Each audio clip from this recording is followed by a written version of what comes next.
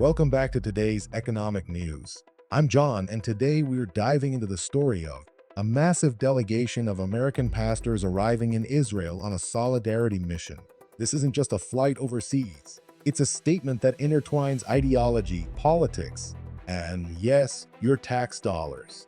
But before we delve into the details, why should you care? Well, as a taxpayer, much of what impacts your pocketbook and the public discourse comes through such seemingly innocuous initiatives. The message and methods of this delegation could set a precedent for how religious beliefs collide with governmental policies and taxpayer funding.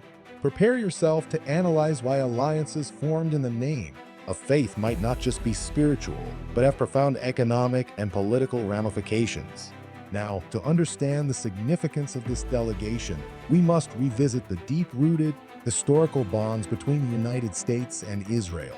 These are not just alliances formed by chance. They are steeped in religious narratives that have profound resonances within the evangelical Christian community.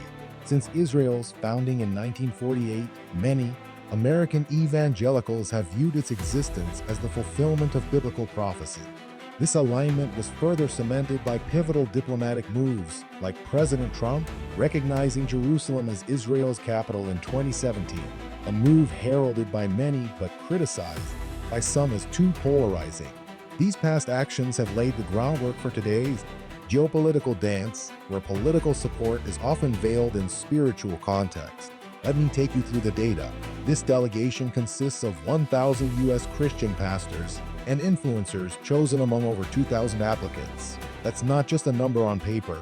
This represents strategic selection, indicating the trip's importance. To put this in perspective, imagine if you had to handpick every participant for an event significant enough to capture international attention. The message is clear. This is not just a visit, it's a campaign.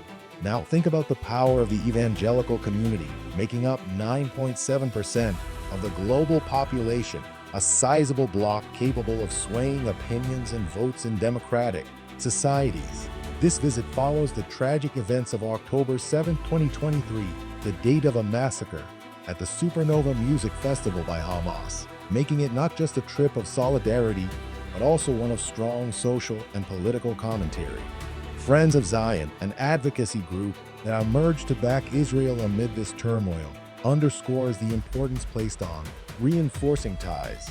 Notably, figures like Dr. Mike Evans profess that such conflicts draw parallels with historic atrocities, warning against ignorance and the need for vigilance. Evans passionately argues that these devils that hate Jews hate Christians just as much. What is being said against the state of Israel is 100 times worse than what the Nazis said on their party platform in 1920. But let's challenge this rhetoric. Are we to believe that every governmental move cloaked in religious solidarity merits our unconditional support? Do they think we are naive? Let's talk about the libertarian angle here. This delegation is more than an assemblage of faith leaders. It's an expansion of government influence within religious sectors. When religious motives intertwine with federal interests, one must question if taxpayer dollars are being misappropriated for specific ideological pursuits. There's concern about potential inflation, indirect economic consequences as government finance strays from necessary policies towards supporting politically charged religious movements.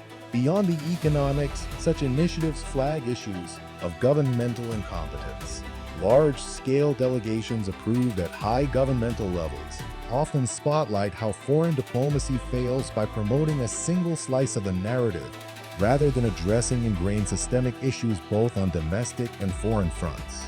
Lastly, we turn to the perennial issue of liberty, pressuring the public into aligning with ideologies presented as religious duties raises alarms about personal freedoms being overshadowed by rug-pulled patriotism, where dissent is subtly and sometimes overtly condemned. In closing, the narrative around these ministerial missions blurs the lines between faith and governance, leading to complex financial and societal ramifications. If you are tired of paying for the mistakes structured on narrow principles, I urge you to subscribe. Stay informed and vocal. Until next time, I'm John, signing off.